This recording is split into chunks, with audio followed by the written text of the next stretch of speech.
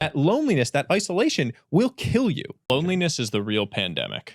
No one talked to me. I mean, I'll tell you the story about my grandmother that brought this to life for me. My grandmother lived her entire life in Bangalore, India. India is a culture of extreme social connection.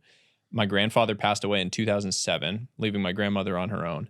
My grandmother, for 13 years, did not go a single day without having someone come and spend time with her. COVID hit, March of 2020, lockdown start. My grandmother aged more over the 6 months of lockdowns in India than the 13 years leading up to that point. When we saw her, when we visited for the first time after COVID, she was nearly catatonic.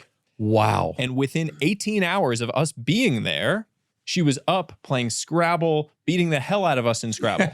It was so like good. a light switch that got flipped from the social connection. So I saw this in action. That loneliness, that isolation will kill you. And we know this scientifically now, that loneliness is worse for you than smoking, drinking. You know, the single greatest predictor of physical health at age 80 was relationship satisfaction at age 50. In that Harvard study that, you know, followed people for 85 years. The biggest predictor of physical health at age 80 was relationship satisfaction at age 50. Wow. How people felt about their relationships was more predictive of their health at 80 than their cholesterol, than their blood pressure, than their smoking or drinking habit. And yet, we don't think to invest in this area of our lives.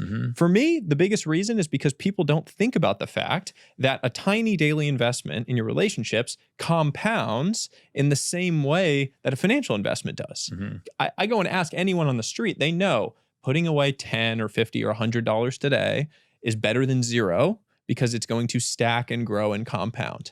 The same exact principle applies to relationships.